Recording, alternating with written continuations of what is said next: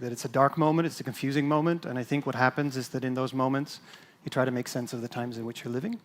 And sometimes you need new ideas to try to figure out what it is that we're experiencing. And I think one frame that has come up in the last couple of years is that of polycrisis. There's not just one crisis in the world, there's a bunch of crises, and these amplify each other. And what they do is they create an overarching polycrisis that is larger than the sum of the parts. In a way, it's helpful because it forces us to look at different complex interactions between different parts of the world and how they relate to each other and how they amplify each other.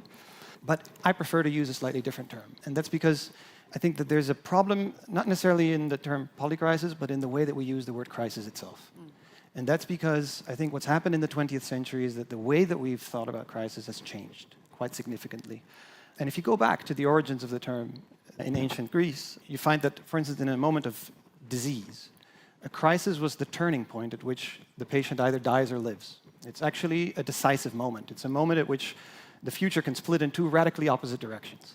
And so speaking to what you said earlier in terms of this confusing time in which things are possible and things seem at the same time extremely negative and pessimistic, I think is encapsulated within the origins of the word crisis.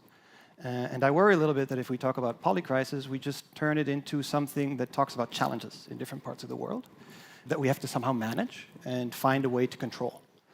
And I prefer to think of a crisis as a moment in time in which two radically or multiple radically different possibilities for the future are all present in that moment. But what I think we always have to ask ourselves is this question, okay, if crisis is a moment in a progression of a disease at which the patient can live or die, who or what is the patient and what is the disease? And if we treat this crisis as multiple crises happening all over the place that are confusing us because they're just so disparate, we might be missing the elephant in the room.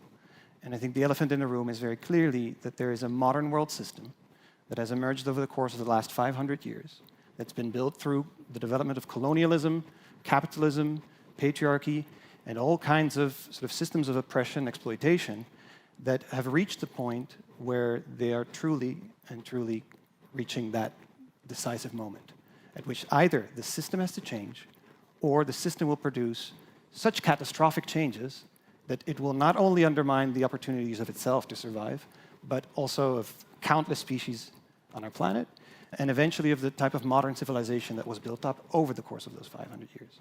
So I think that's what a crisis ultimately is. It's a decisive moment at which you can split in two radically opposite directions, and it's the system that's in crisis.